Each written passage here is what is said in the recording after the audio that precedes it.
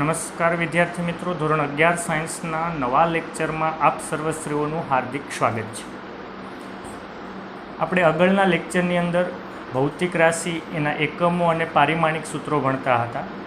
એને આપણે આગળ વધારવાનું છે, પરંતુ એના પહેલાં અમુક વિદ્યાર્થીઓને અમુક પ્રશ્ન હતા, મને પૂછ્યા હતા. એ પ્રશ્નનું સોલ્યુશન હતું. એક વિદ્યાર્થીએ પૂછ્યું હતું કે સર, જો એમ પૂછ્યું હોય કે FPS પદ્ધતિમાં વેગનો એકમ શું થાય? કોનો એકમ? વેગનો. તમારે ખાલી એટલું જ યાદ રાખવાનું કે વેગનું સૂત્ર શું છે. વેગ બરાબર શું થાય? અંતરના છેદમાં સમય. તમારે ખાલી એટલું જ યાદ રાખવાનું. તો વેગનો એકમ તો શું થાય? અંતરનો એકમ છેદમાં સમયનો એકમ. પરંતુ કઈ પદ્ધતિ છે? FPS, ફૂટ પાઉન્ડ સેકન્ડ. એનું બીજું નામ છે બ્રિટિશ પદ્ધતિ. આ પદ્ધતિ પ્રમાણે અંતર શેમાં મપાય? ફૂટમાં. દળ પાઉન્ડમાં, સમય સેકન્ડમાં. યાની અંતરનો એકમ શું થાય? ફૂટ FPS પદ્ધતિ પ્રમાણે, અને સમયનો તો શું થાય? સેકન્ડ. તો વેગનો એકમ થાય ફૂટ પ્રતિ સેકન્ડ. જો એમ પૂછ્યું હોય FPS પદ્ધતિમાં પ્રવેગનો એકમ, તો પ્રવેગ બરાબર શું થાય? વેગના છેદમાં સમય થાય. તો પ્રવેગનો એકમ શું થાય? વેગનો એકમ. તો વેગનો શું છે? ફૂટના છેદમાં સેકન્ડ. ગુણાકારમાં સમય છે છેદમાં, એટલે સેકન્ડનો વર્ગ થાય. તો પ્રવેગનો શું થાય? ફૂટ પ્રતિ સેકન્ડ સ્ક્વેર. રેડી? જો અહીંયા એમ પૂછ્યું હોય CGS પદ્ધતિમાં વેગનો એકમ, તો શું થાય? સેન્ટીમીટર પ્રતિ સેકન્ડ. CGS પદ્ધતિમાં પ્રવેગનો એકમ સેન્ટીમીટર પ્રતિ સેકન્ડનો વર્ગ. તો કોઈ પણ એકમ પદ્ધતિની અંદર પૂછે. બીજા એક વિદ્યાર્થીનો મને પ્રશ્ન હતો જે મેથેમેટિક્સને લગતો હતું. મેં જે તમને મોડ્યુલ મોકલ્યું છે બેઝિક મેથ્સનું, એમાં અમુક પ્રશ્ન છે. એમાં એક પ્રશ્ન એમ હતો કે સાઇન 300 બરાબર ખાલી જગ્યા. મેથ્સનું હતું. તો તમારે કંઈ નહીં કરવાનું. સાઇન 300 ને 360 માઇનસ 60 લખું, કોઈને કંઈ પ્રોબ્લેમ નહીં. શું પ્રોબ્લેમ હોય? કંઈ પ્રોબ્લેમ નહીં, કારણ કે 360 માઇનસ 60 એટલે 300 જ થયા ને. તો અને સાઇન 300 એટલે 2π થયા, માઇનસ 60 થયા. યાદ કરો, આ શું છે? Sine 2π minus theta. મેં શું કીધું હતું? ઓલેસ્ટીસીના નિયમનો હજી જોઈ લેક્ચર ન જોયો હોય તો બેઝિક મેથ્સનો ઓલેસ્ટીસી વાળો લેક્ચર જોઈ લો. કે સાઇન 2π માઇનસ થીટા. જો 2π હોય તો સાઇનના શું રહે? સાઇન થીટા જ રહે, થીટા તરીકે 60 છે. પણ ઓલેસ્ટીસીમાં ધન અને ઋણમાં ખાસ ધ્યાન રાખવાની. ઓલેસ્ટીસી પ્રમાણે આ 90, આ 180, આ 270 અને આ 360 અથવા 2π. રેડી? π/2 અને π અને 3π/2. તો 2π માઇનસ થીટા છે, 2π માઇનસ. તો ચોથું ચરણ, ચોથામાં માત્ર ને માત્ર કોસ કે સેક ધન હોય, સાઇન કેવો હોય? તો શું થાય? માઇનસ સાઇન 60 શું થાય? √3/2. તો એક આ પ્રશ્ન હતો. બીજો શું હતો? એક પ્રશ્ન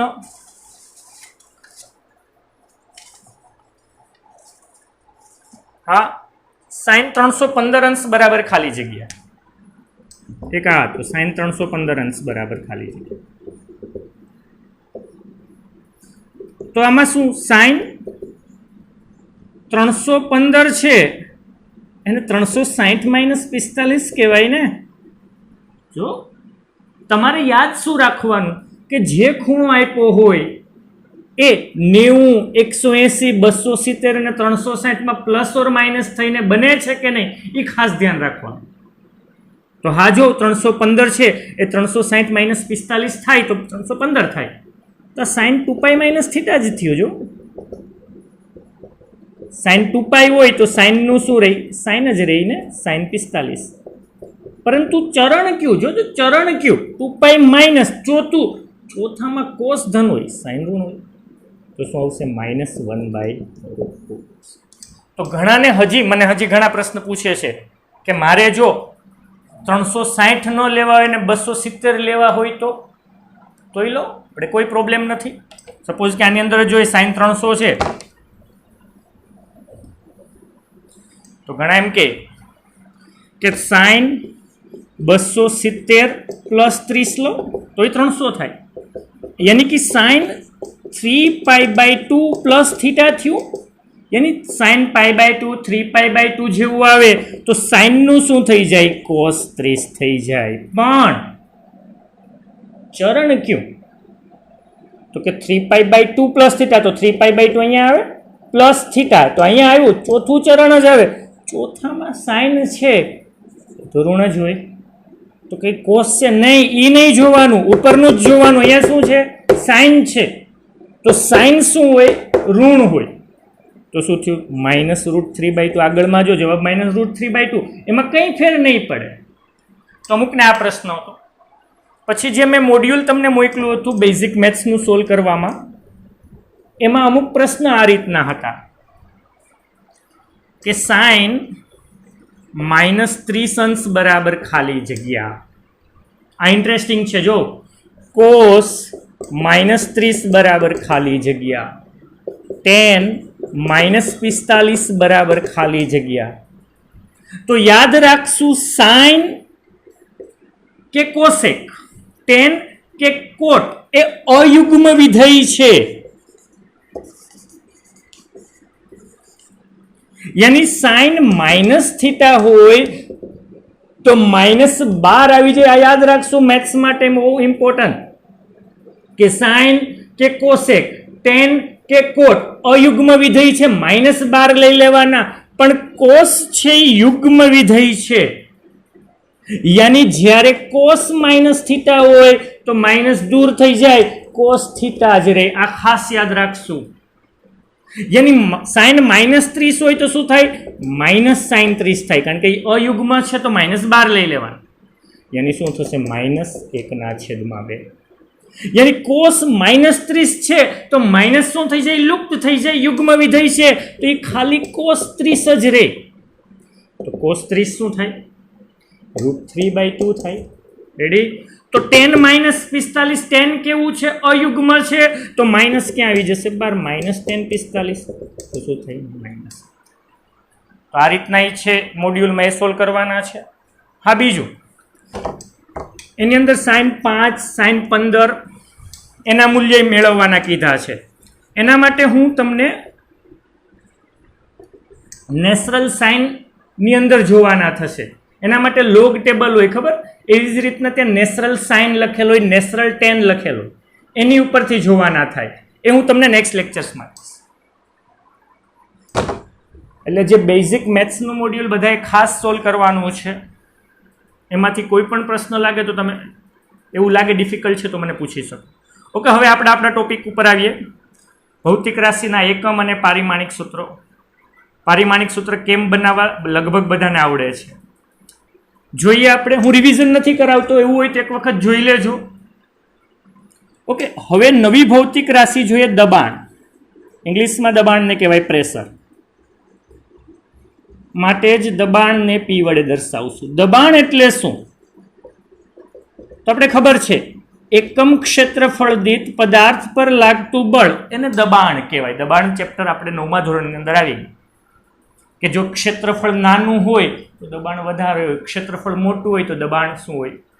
યાની દબાણ એટલે શું થાય? બળના છેદમાં ક્ષેત્રફળ, યાની P = શું થશે? F/A થાય. બહુ મહત્વની ભૌતિક રાશિ છે. તો એકમ શું થાય? એકમ દબાણનો એકમ શું થાય? તો કે બળનો એકમ છેદમાં ક્ષેત્રફળનો એકમ. તો બળનું એકમ શું થાય? તો તમને ખબર છે SI પદ્ધતિ કે MKS પદ્ધતિમાં બળનું એકમ શું થાય? ન્યૂટન પ્રતિ શું થાય? Metre square. તો ઘણાને એમ થયું કે નહીં અમારે તો હજી મોટું કરવું, તો કંઈ વાંધો નહીં. બળનું એકમ કિલોગ્રામ મીટર પ્રતિ સેકન્ડ સ્ક્વેર થાય, છેદમાં મીટર સ્ક્વેર કહું, 1 મીટર મીટર ગયા તો કિલોગ્રામ પ્રતિ મીટર સેકન્ડ સ્ક્વેર પણ દબાણનો એકમ છે. પરંતુ પાસ્કલ નામના વૈજ્ઞાનિકની યાદમાં દબાણનો એકમ પાસ્કલ છે. યાદ રાખશું, PA વડે દર્શાવશું. અને વાતાવરણનું દબાણ યાદ હોય કે એક ATM એટમોસ્ફેરિક પ્રેશર કહેવાય 1.01 into 10⁵ પાસ્કલ અથવા ન્યૂટન પ્રતિ મીટર સ્ક્વેર કહેવાય. 1 પાસ્કલ એટલે 1 ન્યૂટન પ્રતિ મીટર સ્ક્વેર. તો દબાણ એટલે શું થાય? બળના છેદમાં ક્ષેત્રફળ. વ્યાખ્યા પૂછે તો એકમ ક્ષેત્રફળ પદાર્થ પર લાગતું બળ એટલે દબાણ. એકમ શું થાય? ન્યૂટન પ્રતિ મીટર સ્ક્વેર અથવા પાસ્કલ. વાતાવરણનું દબાણ 1 એટમોસ્ફેરિક પ્રેશર હોય ને 1 ATM એટલે 1.01 into 10⁵ પાસ્કલ અથવા ન્યૂટન પ્રતિ મીટર સ્ક્વેર. CGS-માં ડાયન પ્રતિ સેન્ટીમીટર સ્ક્વેર કહેવાય. તો આપણે તો પારિમાણિક સૂત્રથી મતલબ છે કે દબાણનું પારિમાણિક સૂત્ર શું થાય? તો દબાણનું પારિમાણિક સૂત્ર તો હવે બધાને બનાવતા આવડે. બળનું પારિમાણિક સૂત્ર છેદમાં ક્ષેત્રફળનું પારિમાણિક સૂત્ર. બળનું શું થાય? તો કે M1 L1 T-2. એવું કેમ? મેં કીધું તું આગળના યાદ રાખવાના જ છે. એમાં વેગ હોય તો m0 L1 T-1, પ્રવેગ હોય m0 L1 T-2, બળ હોય m1 L1 T-2, કાર્ય હોય કે ઉર્જા હોય m1 L2 T-2. યાદ જ રહી જવા જોઈએ. યાની બળનું શું થાય? m1 L1 T-2. ક્ષેત્રફળનું શું થાય? L2.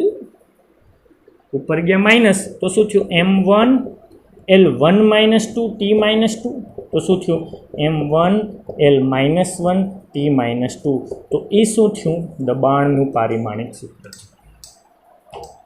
નોટ ડાઉન કરી લેજો.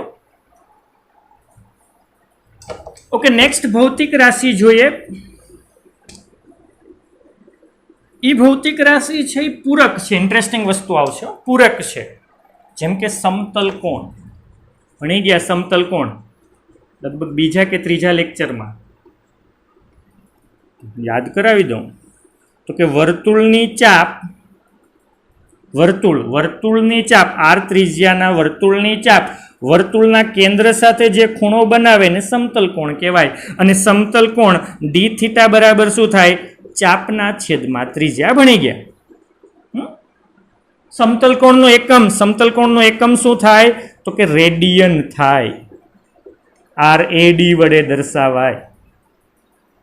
તો સમતલ કોણનું પારિમાણિક સૂત્ર શું થાય? તો આમ તો એમ કહી શકું સમતલ કોણનું પારિમાણિક સૂત્ર એટલે ચાપનું પારિમાણિક સૂત્રના છેદમાં ત્રિજ્યાનું પારિમાણિક સૂત્ર. ઓકે, ચાપ છે એ પણ અંતર જ છે ને, તો એનું પારિમાણિક સૂત્ર L1 અને ત્રિજ્યા પણ અંતર છે તો L1 ગયા. તો સમતલ કોણનું પારિમાણિક સૂત્ર m0 L0 T0 યાની પરિમાણ રહિત છે. કેવી છે? પરિમાણ રહિત છે. પણ એનો મતલબ એમ નથી થતો કે એકમ રહિત છે. એકમ છે, જો એકમ છે. યાની એવું નથી કે જે ભૌતિક રાશિને પરિમાણ ન હોય ને એકમય ન હોય, ને એવું નથી. હા, હું એમ કહી શકું કે જે ભૌતિક રાશિ એકમ રહિત હશે ને એ પરિમાણ રહિત જ હોય. દાખલા તરીકે પાઈ છે, પાઈ તો પાઈનો એકમ નથી, એકમ રહિત. તો પાઈનું પારિમાણિક સૂત્ર તો એ પરિમાણ રહિત, એને કોઈ પરિમાણ જ નથી. યાની જેને એકમ નથી એને પરિમાણ તો ન જ હોય. પણ એવું તમે ન કહી શકો કે પરિમાણ રહિત દરેક ભૌતિક રાશિ એકમ રહિત જ હોય. ના, અમુક હોય પણ અમુક ન પણ હોય. રેડી? હા, આની ઉપરથી એક મેં કદાચ MCQ પૂછ્યો હતો કે એક રેડિયન એટલે શું? તો યાદ રાખશું, R ચાપ, R અંતરની ચાપ, R ત્રિજ્યાના વર્તુળ સાથે જે ખૂણો બનાવે અને એક રેડિયન. કારણ કે dθ બરાબર શું થાય? ચાપના છેદમાં ત્રિજ્યા ગયા તો એક રેડિયન થયું. અને હા, એક અંશ બરાબર શું થાય? પાઈના છેદમાં 180 રેડિયન. અને એક રેડિયન બરાબર શું થાય? 180ના છેદમાં પાઈ અંશ. આ મોસ્ટ ઇમ્પોર્ટન્ટ છે. પછી બીજી વસ્તુ કે એક અંશ એટલે કેટલા થયા? 60 મિનિટ. અને 1 મિનિટ એટલે કેટલા થયા? 60 સેકન્ડ. યાની એક અંશ બરાબર કેટલા થયા? 3600 સેકન્ડ. તો મેં એક ઓનલાઈન ટેસ્ટની અંદર પૂછ્યું હતું, યાદ હોય તો. હું આ લેક્ચરની નીચે કોમેન્ટની અંદર ઓનલાઈન ટેસ્ટ મૂકી દઈશ, બધા ભરજો કે 7200 સેકન્ડ બરાબર ખાલી જગ્યા અંશ કેટલા થયા? તો 7200 ને અંશમાં ફેરવવા હોય તો 3600 વડે ભાગવાના, કેટલા થયા? 2 અંશ થયા. રેડી? તો સમતલ કોણ નો એકમ છે રેડિયન, પરંતુ એનું પારિમાણિક સૂત્ર છે m0 l0 t0. ઓકે, બીજી ભૌતિક રાશિ જોઈએ ઘનકોણ. વિડિયો પોઝ કરી અને નોટ્સમાં લખતા જાજો બધા. ઓકે, ઘનકોણ અને સમતલ કોણમાં ફરક શું? તો કે ભાઈ સમતલ કોણ દ્વિપરિમાણમાં વર્તુળ કેન્દ્ર સાથે, પરંતુ જ્યારે ત્રિપરિમાણની અંદર સપોઝ કે વોલીબોલનો દડો હોય તો એનો કોઈક ભાગ, એનો કોઈક પૃષ્ઠ ગોળાના કેન્દ્ર સાથે કંઈક ખૂણો બનાવે. યાદ રાખશું કે ગોળાનો કોઈક પૃષ્ઠ ગોળાના કેન્દ્ર સાથે જે ખૂણો બનાવે એને કહેવાય ઘનકોણ. અને ઘનકોણનું સૂત્ર શું થાય? ક્ષેત્રફળના છેદમાં ત્રિજ્યાનો વર્ગ. આપણે ભણી ગયા ડેલ્ટા એ ક્ષેત્રફળ સૂક્ષ્મ ડેલ્ટા એ છે એ કેન્દ્ર સાથે કેટલો ખૂણો બનાવે? તો કે ડેલ્ટા એ અપોન આર સ્ક્વેર. એકમ શું થાય? પૂરક ભૌતિક રાશિ છે, યાદ કરો. એકમ શું થાય? તો કે સ્ટી રેડિયન. આ એમસીક્યુ પણ મેં પૂછેલ છે. તો પારિમાણિક સૂત્ર શું થાય? તો કે ઘનકોણનું પારિમાણિક સૂત્ર શું થાય? તો કે ક્ષેત્રફળનું પારિમાણિક સૂત્ર છેદમાં ત્રિજ્યાના પારિમાણિક સૂત્રનો વર્ગ. ક્ષેત્રફળનું શું થાય? L2, ત્રિજ્યાનો વર્ગ એટલે L2 ગયા, માટે પારિમાણિક સૂત્ર શું થાય? m0 l0 t0. યાની પરિમાણ રહિત છે, એકમ રહિત નથી. હા, એક એમસીક્યુ આમાંય બને કે મહત્તમ ઘનકોણ કેટલો હોય? મહત્તમ ઘનકોણ તો કે જો ગોળો હોય તો 4πr² છે, તો r² ઉડી ગયા તો કેટલો હોય? 4π રેડિયન છે. મહત્તમ સમતલ કોણ કેટલો? તો ચાપ મહત્તમ છે 2πr હોય, છેદમાં r ગયા તો 2π રેડિયન છે. એ નોટ ડાઉન કરજો.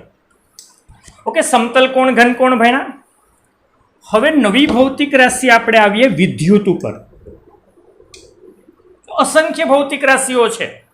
વિદ્યુતની છે, ઉષ્માની છે, ચુંબકત્વની છે, કિરણ પ્રકાશ શાસ્ત્રની અંદર આવશે. અસંખ્ય ભૌતિક રાશિઓ છે. તો હવે આપણે વિદ્યુતની ભૌતિક રાશિ જોઈએ. તો કે વિદ્યુત એટલે પંખો લાઈટ ચાલુ છે, વિદ્યુતને આભારી છે. ઇલેક્ટ્રોન્સ ગતિ કરે તો વિદ્યુત પ્રવાહ ઉત્પન્ન થાય. તો એમાં મૂળભૂત ભૌતિક રાશિ કોણ છે? વિદ્યુત પ્રવાહ. રેડી? એટલે બીજી આ ત્રીજી કહો મને. તો વિદ્યુત પ્રવાહ. તો વિદ્યુત પ્રવાહનો એકમ શું થાય? તો કે વિદ્યુત પ્રવાહનો એકમ એમ્પિયર થાય. મૂળભૂત છે, જો એસઆઈ પદ્ધતિની અંદર આપણે એને મૂળભૂત કીધી. અને સંજ્ઞા શું થાય? કેપિટલ એ. વિદ્યુત પ્રવાહ મૂળભૂત ભૌતિક રાશિ છે.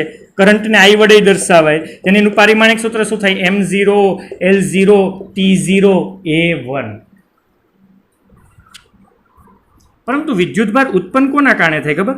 વિદ્યુત ભારના કારણે થાય. તમે 10મા ધોરણની અંદર વિદ્યુતના ચેપ્ટરની અંદર ભણી ગયા કે વાહકને છેડે બેટરી જોડું તો ઇલેક્ટ્રોન યાની વિદ્યુત ભાર ગતિ કરે, અને ઇલેક્ટ્રોનની દિશાની વિરુદ્ધ, જે દિશામાં ગતિ કરે એની વિરુદ્ધ દિશામાં વિદ્યુત પ્રવાહ રચાય. રિવાઇઝિક રીતે આપણે ભણી ગયા.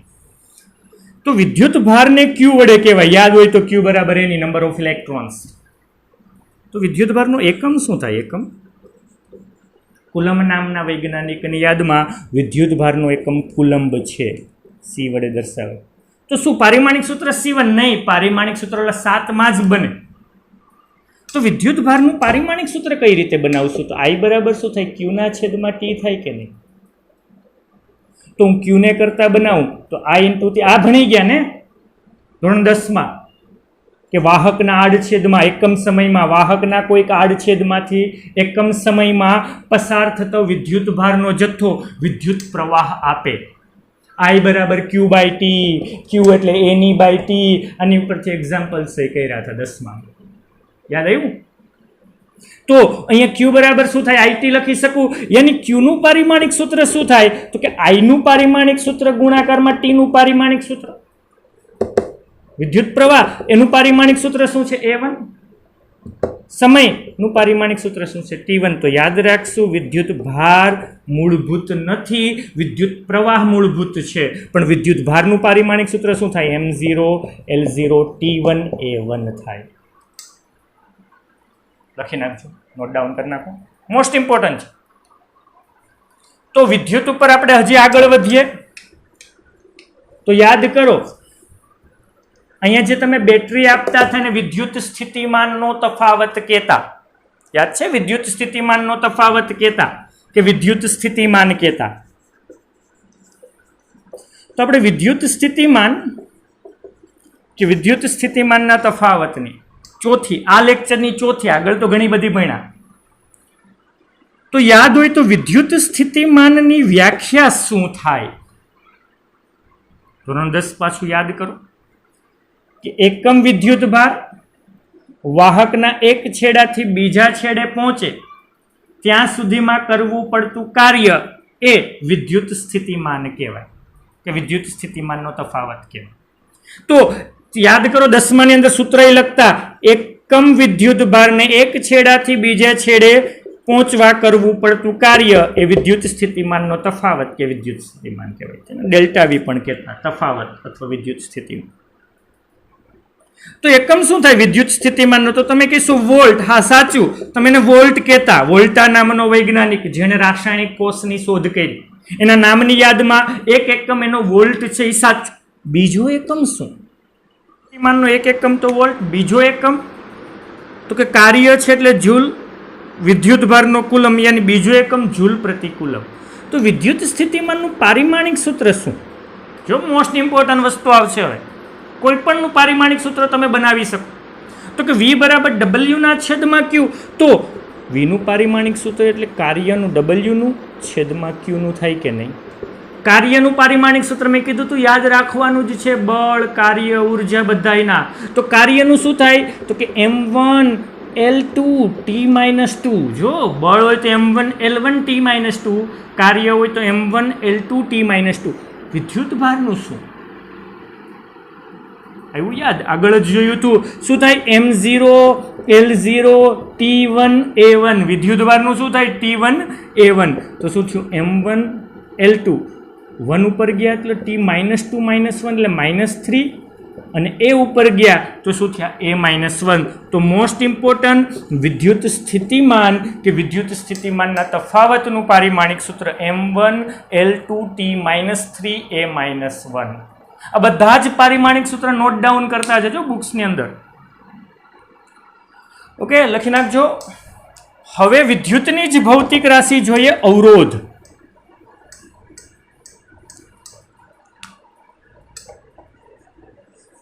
અવરોધ યાદ આવ્યું? ઓમનો નિયમ. કોઈ પણ વાહકને પોતાનો કંઈક અવરોધ હોય જે વિદ્યુત ભારની ગતિનો વિરોધ કરતું હોય, વિદ્યુત પ્રવાહનો વિરોધ કરતું હોય.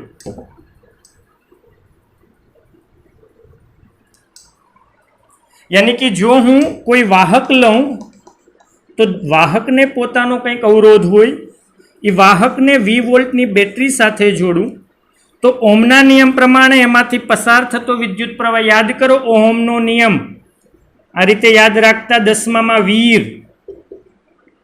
જો V મેળવવો હોય તો V બરાબર શું થાય? I × R. I મેળવવો હોય તો I બરાબર શું થાય? V ના છેદમાં R. અને R મેળવવો હોય તો R બરાબર શું થાય? V ના છેદમાં I. તો ઓમનો નિયમ V બરાબર IR કે R ને કરતા બનાવું તો શું થાય? V ના છેદમાં I. યાદ આવ્યું? તો અવરોધનો એકમ શું થાય? તો કે તમે કહીશો તો ખબર છે ને, ઓમ નામના વૈજ્ઞાનિકની યાદમાં એનો એકમ ઓહમ છે અને એની સંજ્ઞા કંઈક આ રીતે છે. પણ બીજો એકમ અહીં છે અવરોધનો, કારણ કે અવરોધનો એકમ એટલે વોલ્ટેજનો છેદમાં વિદ્યુત પ્રવાહનો. તો વોલ્ટેજનું શું થાય? વોલ્ટ પ્રતિ એમ્પિયર. યાની અવરોધનો હવે નવું આવ્યું, અવરોધને ખાલી એકલો ઓમ નહીં, બીજો એકમ અહીં છે વોલ્ટ પ્રતિ એમ્પિયર. તો અવરોધનું પારિમાણિક સૂત્ર શું થાય? સૂત્ર ઉપરથી જ મેળવશું. તો કે અવરોધનું પારિમાણિક સૂત્ર એટલે વોલ્ટનું અપોન આઈનું, વિદ્યુત સ્થિતિમાનનો પણ વિદ્યુત પ્રવાહનું પારિમાણિક. વિદ્યુત સ્થિતિમાનનું શું? ઓકે, યાદ રહી જાય તો વેલ એન્ડ ગુડ, ન રહી તો મેળવવું આવડવું જોઈએ કે વિદ્યુત સ્થિતિમાન એટલે W/Q. ડબલ એટલે m1 L2 t-2 છેદમાં t1 a1 t1 ઉપર ગયા t-3 a-1 તો વીનું શું થયું m1 L2 t-3 a-1 છે છેદમાં વિદ્યુત પ્રવાહનું શું થાય a1 વિદ્યુત પ્રવાહ મૂળભૂત છે a1 ઉપર જાય -1 m1 L2 t-3 a-2 તો અવરોધનું પારિમાણિક સૂત્ર હવે યાદ રાખશું ટેસ્ટની અંદર પૂછીશ અવરોધનું પારિમાણિક સૂત્ર શું થાય m1 L2 t-3 a-2 સમજાઈ ગયું લખી નાખજો ઓકે હા વિદ્યુતના ઘણા બધા છે એના પછી અવરોધકતા આવે વાહકતા આવે inductive reactance capacitive reactance drift વેગ મોબિલિટી ઘણું બધું છે અત્યારે નહીં 12 સાયન્સમાં ભણશું પણ મૂળભૂત હતા એ તમને મેં કહી દીધા છે હવે ચાક ગતિની ભૌતિક રાશિ આવડી નવી ગતિ આવી ચાક ગતિ રેખીય ગતિ ભણ્યા દોલિત ગતિ ભણ્યા એમ ચાક ગતિની ભૌતિક રાશિ ચાક ગતિ એટલે શું કે જો પદાર્થ સુરેખ દિશામાં ગતિ કરતો હોય તો રેખીય ગતિ કે સુરેખ પથ પર ગતિ કહેવાય જે ત્રીજું ચેપ્ટર ભણશું એ જ રીતના XYZ કોઈક સમતલમાં ગતિ કરતો હોય તો સમતલમાં ગતિ કહેવાય પણ જો કોઈ પદાર્થ કોઈ એક ભ્રમણાક્ષને અનુલક્ષીને વર્તુળમય ગતિ કરતો હોય તો એને ચાક ગતિ પંખો છે એ કઈ ગતિ કરે છે ચાક ગતિ કરે છે હા હું દરવાજો હું ખોલું તો એ જે ગતિ કરે છે કઈ ગતિ થાય એક ચાક ગતિ થાય યાની કે જેમ રેખીય ગતિની અંદર અહીંયા એનું પ્રારંભિક સ્થાન x1 છે અંતિમ સ્થાન x2 હોય તો તમે કહેતા રેખીય સ્થાનાંતર શું કહો રેખીય સ્થાનાંતર ડેલ્ટા x બરાબર x2 અંતિમ સ્થાન માઇનસ પ્રારંભિક સ્થાન તો આ રેખીય સ્થાનાંતરનો એકમ શું થાય મીટર થાય ને અંતર છે એટલે મીટર પારિમાણિક સૂત્ર શું થાય L1 પરંતુ જો કોઈ પદાર્થ ચાક ગતિ કરતો હોય તો ત્યાં રેખીય સ્થાન નહીં આવે કોણીય સ્થાન યાની કોઈ કણ t1 સમયે અહીંયા છે તો એ જેનું સ્થાન દેખાડવું હોય તો કોઈ એક સંદર્ભ અક્ષને અનુલક્ષીને એનું કોણીય સ્થાન θ1 છે એ t2 સમયે કંઈક કણ વિષમઘડી દિશામાં સપોઝ કે આ રીતે ગતિ કરે છે t2 સમયે અહીંયા પહોંચ્યો t1 સમય અહીંયા હતો t2 સમય અહીંયા પહોંચ્યો તો એને એનું કોણીય સ્થાન બદલાયું તો હવે એનું કોઈક સંદર્ભ અક્ષને અનુલક્ષીને કોણીય સ્થાન θ2 છે તો પેલી ભૌતિક રાશિ ચાક ગતિમાં જોઈએ કોણીય સ્થાનાંતર જેમ રેખીય સ્થાનાંતર હતું એમ કોણીય સ્થાનાંતર ડેલ્ટા થીટા તો શું થાય અંતિમ કોણીય સ્થાન માઇનસ પ્રારંભિક કોણીય સ્થાન તો કોણીય સ્થાનાંતર θ2 માં હા એકમ શું થાય અંશ નહીં એસઆઈ પદ્ધતિ પ્રમાણે તો રેડિયનમાં લેવાનો આમ તો હકીકત અંશ જ હોય પણ એસઆઈ પદ્ધતિમાં પૂછે તો એનો એકમ શું થાય રેડિયન થાય કે નહીં કારણ કે ખૂણો હોય કોણીય સ્થાન હોય તો એને રેડિયનમાં બતાવશું તો પારિમાણિક સૂત્ર શું થાય પારિમાણિક સૂત્ર શું થાય તો તમે કહીશું કે તો ઓલું જ આવશે ને આપણે સમતલ કોણ જેવો હા બસ એ જ કારણ કે અહીંયા કોણીય સ્થાનાંતર છે તો રેડિયન એકમ છે પણ પારિમાણિક સૂત્ર કારણ કે પરિમાણ રહિત છે એટલે m0 L0 T0 તો આમ તો આ લેક્ચરની છઠ્ઠી ભૌતિક રાશિ કોણીય સ્થાનાંતર પણ ચાક ગતિની પહેલી તો કે θ2 માઇનસ θ1 એકમ શું થાય રેડિયન પારિમાણિક સૂત્ર શું થાય m0 L0 T0 તો એમ કહું કે નીચેનામાંથી કઈ ભૌતિક રાશિ પરિમાણ રહિત છે તો ઓપ્શન આપું એ સમતલ કોણ બી ઘન કોણ સી કોણીય સ્થાનાંતર કે ડી આપેલ બધા શું આવશે આપેલ બધા કારણ કે બધી કેવી છે પરિમાણ રહિત છે હા એકમ રહિત નથી એકમ છે પરિમાણ રહિત છે ઓકે નેક્સ્ટ સાતમી ભૌતિક રાશિ જોઈએ ચાક ગતિની છે કોણીય વેગ કોણીય વેગને ચાક ગતિની અંદર ઓમેગા વડે દર્શાવશું જેમ રેખીય વેગ હોય તો કે સ્થાનાંતરના છેદમાં સમયગાળો યાદ એવું રેખીય વેગ delta x upon delta T ધોરણ 9 આપણે ભણશું આ છે અહીંયા પણ 11 સાયન્સમાં કે અંતરનું સમયની સાપેક્ષે વિકલન તત્કાલીન વેગ આપશે. ભણશું, બધું ભણશું. પણ આપણે ખબર છે રેખીય વેગ એટલે રેખીય સ્થાનાંતરના છેદમાં સમયગાળો. એમ જો કોઈ પદાર્થ ચાક ગતિ કરતો હોય તો એને કયો વેગ હશે? કોણીય વેગ હશે. કયો વેગ હશે? કોણીય વેગ હશે. તો કોણીય વેગને ઓમેગા વડે દર્શાવશું તો કોણીય વેગ શું થાય? કોણીય સ્થાનાંતરના છેદમાં સમયગાળો. એની θ2 - θ1 / T2 - T1. એ ચાકગતિના ચેપ્ટરમાં ભણશું. એ વધારે ઈચ્છા હોય ભણવાની તો મેં હમણાં JEE અને નીટના લેક્ચર મૂકેલા જ છે, રોટેશનલ મોશન ચાકગતિના, એ જોઈ લેજો. તો કોણીય વેગ એટલે Δθ/Δt. તત્કાલીન હોય તો સમયગાળો સૂક્ષ્મ કરી દઉં, dθ/dt. એ હું પછી ભણાવીશ. પણ આપણે માત્ર મતલબ એ છે કે કોણીય વેગ એટલે Δθ/Δt. તો કોણીય વેગનો એકમ શું થાય? તો કે સ્થાનાંતરનો એકમ રેડિયન, છેદમાં સમયનો એકમ સેકન્ડ. તો એકમ થયો રેડિયન પ્રતિ સેકન્ડ. તો કોણીય વેગનું પારિમાણિક સૂત્ર શું થાય? તો કે કોણીય સ્થાનાંતરનું પારિમાણિક સૂત્ર છેદમાં સમયનું પારિમાણિક સૂત્ર. કોણીય સ્થાનાંતરનું શું થાય? m0 l0 t0. સમયનું શું થાય? m0 l0 t1. t1 ઉપર ગયા -1 તો શું થયું? m0 l0 t -1. રેડી? તો આ જે છે એ કોનો? કોણીય વેગનું પારિમાણિક સૂત્ર. હું અહીંયા વધારાની ભૌતિક રાશિ એડ કરું. આવૃત્તિ, ખાલી આવૃત્તિ યાદ કરો. તમે 9મા ધોરણમાં ભણી ગયા આવર્તકાળના વ્યસ્તને આવૃત્તિ કહે. તો આવર્તકાળ એટલે સમય છે. તો આવર્તકાળનો એકમ સેકન્ડ થયો. તો આવૃત્તિનો શું થયું? સેકન્ડ ઇનવર્સ કે હર્ટ્ઝ. આ ભણી ગયા. તો આવૃત્તિનું પારિમાણિક સૂત્ર શું થયું? તો કે એ પણ થયું m0 l0 t -1. યાની કે તમને MCQ પૂછ્યું, નીચેનામાંથી કઈ ભૌતિક રાશિના પારિમાણિક સૂત્ર સરખા છે? એમાં જો પેર આવે આવૃત્તિ અને કોણીય વેગ તો એ બંનેના સરખા છે. નોટ ડાઉન કરી લો. હવે આવશે કોણીય પ્રવેગ. જેમ રેખીય વેગ છે એમ રેખીય પ્રવેગ છે. યાદ કરો, એસેલરેશન પ્રવેગ. વેગના છેદમાં સમય કહેતા કે વેગમાં ફેરફારના છેદમાં સમયમાં ફેરફાર, તેને પ્રવેગ કહેવાય. એસેલરેશન એ વડે દર્શાવતા. વેગના છેદમાં સમય. એમ કોણીય પ્રવેગ.